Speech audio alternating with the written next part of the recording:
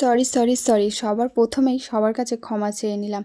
তার কারণ এইটা অনেক দিন আগের ব্লগ, আর সেটা আমি ল্যাদ খেতে খেতে আজকে তোমাদের সাথে শেয়ার করতে যাচ্ছি। আর এটা ছিল ভাইফোঁটার দিনের ব্লগ।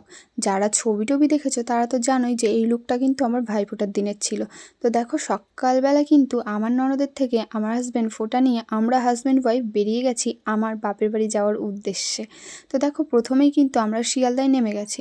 শিয়ালদায় নেমে আবারও ট্রেন ধরে চাম্পাটিতে নেমে এখান থেকে মিষ্টি টিষ্টি কিনে সোজা বাড়িতে এসে দেখছি যে মা এখানে দুপুরের জন্য খাবার দাবারের আয়োজন করছে।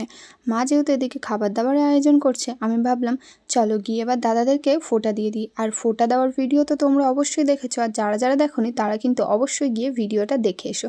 আই থিঙ্ক তোমাদের ভালো লাগবে। আর যারা যারা ওখানে ভিডিওটা দেখোনি তারা এখান থেকে ভিডিওটা দেখে একটু দেখতে দেখতে চলো সবার পরিচয়টা একটু দিয়ে দিই। কারণ অনেকেই কনফিউজ হয়ে যায় যে এতগুলো দাদা ভাইকে যে আমি ফোঁটা দিই এরা কারা। তো চলো, এটা হচ্ছে আমার বড়দা, মানে আমার বড় মাসির বড় ছেলে। আর আমার মারা না 4 বোন 1 ভাই। তো বড়দাকে তো প্রথমে ফোঁটা দিয়ে দিলাম। আর এটা হচ্ছে ছোটদা, মানে এটা হচ্ছে কি আমার বড় মাসির ছোট ছেলে।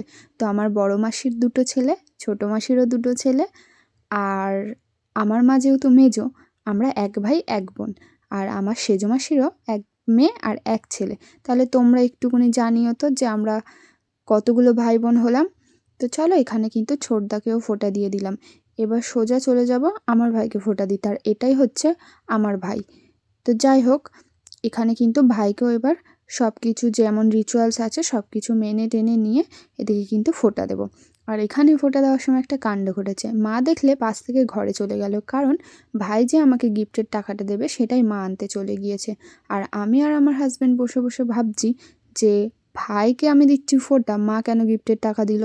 তো মা বলছে যে না না, ও খরচা করে ফেলতো, সেই জন্য আর কি মায়ের কাছে দিয়ে রেখেছে। বাবা, সেই ছোট্ট ভাই এখন কত বড় হয়ে গেছে যে নিজেই গিফট দেওয়ার জন্য আবার আলাদা করে টাকাও সরিয়ে রেখেছে। চলো আমার গিফটটাও আমি এখানে কিন্তু ভাইকে দিয়ে দিলাম। তারপর সবাইকে, মানে সবাই আর কি ওকে বলে আমাকে দিয়ে নমস্কারও করালো, মানে ওকে দিয়ে আমাকে নমস্কার করালে, মানে সব কিছু গুলিয়ে যাচ্ছে আর কি। যাই হোক, একটু ম্যানেজ করে নিও। তারপর কিন্তু এখানে বসে গেছে আমার পিসির ছেলে, এও সম্পর্কে কিন্তু আমার ভাই হয়।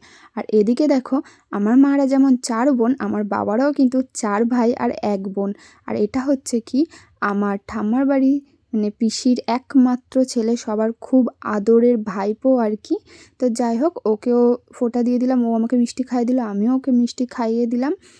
আর আমরা জানো ঠাম্মার বাড়ির দিক থেকে 9 বোন, আর সবার লাস্ট হচ্ছি আমি, মানে সব থেকে ছোটো মেয়ে আমি। আর এই দেখো দাদা কিন্তু এখানে আমাকে গিফটটা দিয়ে দিল। আর দাদাকেও কিন্তু আমি যে গিফটটা দেবো সেটা এখনও পর্যন্ত মাঝ রাস্তায় এসে আর পৌঁছতেই পারিনি। তো যাই হোক, সেই পার্সেলটা আসলে আমি দাদাকে পরে দিয়ে দেবো। আর এখানে দেখো আমি কিন্তু আমার সেজো মাসির ছেলেকেও ফোঁটা দেওয়ার জন্য এখানে বসে গেছি। ও যেহেতু সবার ছোট, ও কিন্তু অনেক আগে এসেছিল।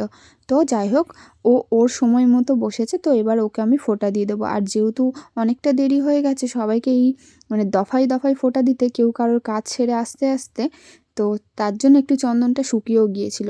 সবাইকে এখানে ফোঁটা দিয়ে নিলাম। আর আমি এবার সব কিছু ঠিক আছে তো 5 জন ফোঁটা নিয়ে অনেকটা দেরি হয়ে গেছে, তারপর কিন্তু সবাই খাওয়া দাওয়া করতে বসে গেছে। আর সন্ধ্যাবেলা আমরা সবাই একটু টিফিন করে একটু বসে আড্ডা দিচ্ছিলাম, তখনই দেখলাম যে আমার হাজব্যান্ড আর দাদারা গিয়ে এই যে এত বাজি নিয়ে এসেছে। আমি ঠিকঠাক বাজিগুলোর নাম জানি না, বাট এটা যে ফানুস সেটা আমি খুব ভালো করেই জানি। তো এখানে কিছু শেল এনেছিল আর ফানুস এনেছিল আর কয়েকটা চকলেট বোমটম ওরা এনেছিল। তো সেগুলোই আমি দেখাচ্ছিলাম তোমাদেরকে যে কি কি নিয়ে এসেছে। আর সত্যি বলতে আজকে আমি যে গিফটগুলো পেয়েছি সেগুলো না তোমাদের সাথে শেয়ার করতে আমি একদমই ভুলে গেছি। তো ভেবেছিলাম যে পরে আমি তোমাদের সাথে শেয়ার করে দেবো, তো সেটাও করা হয়নি। কারণ বুঝতেই পারছো একটা অনুষ্ঠানের দিনে সবাই একসাথে থাকলে একটু এগুলো হতেই থাকে। তো দেখো এরা কিন্তু এইখানে এই যে বোমগুলো এনেছিল, সত্যি বলছি আমাদের চাম্পাটি বোমের কিন্তু এমনি এমনি নাম নয়, মানে এক একটা যা আওয়াজ পুরো বাড়ি ঘর পুরো কাঁপিয়ে দিচ্ছিল। তারপর সবাই মিলে বাইরে চলে এসেছিলাম একটু বাজিগুলো ফাটানো আর দেখবো বলে, কারণ বাজি ওরা তো ফাটাবে, আমি তো ফাটাতে পারি না, তো দেখবো বলেই বাইরে এসেছিলাম। কে রে এত দুঃখের গান? পাকিস্তানে গিয়ে পড়বে। এই যে আরেকটা রয়েছে, ও আর একটা ফাটিয়ে দিয়েছে, ভিডিও করতে পারিনি আমি। সব বাজি পাকিস্তানে ফেলা হবে। আসছে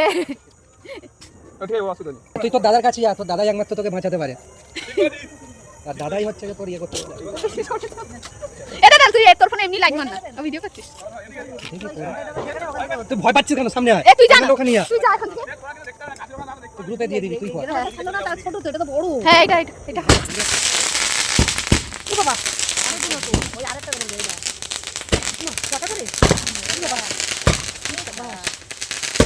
ও ও শেষ হইছে কাজ এখনো শেষ হয়নি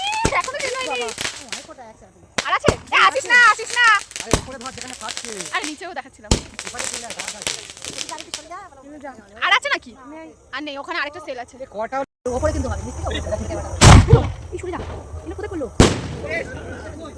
দাদা দেখতে পাইনি বলে কই আজকের ব্লগটা হয়তো তোমাদের কাছে খিচুড়ি পাকামো ব্লগ মনে হতেই পারে যাই হোক তার পরের দিন ছিল আমাদের পাড়ায় এই যে মা কালী ভাসান তো ভাসানটাও তোমাদের সাথে একটু শেয়ার করে দিলাম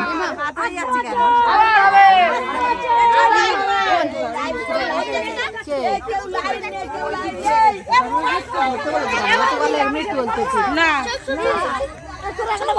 যাও গিয়ে দেখো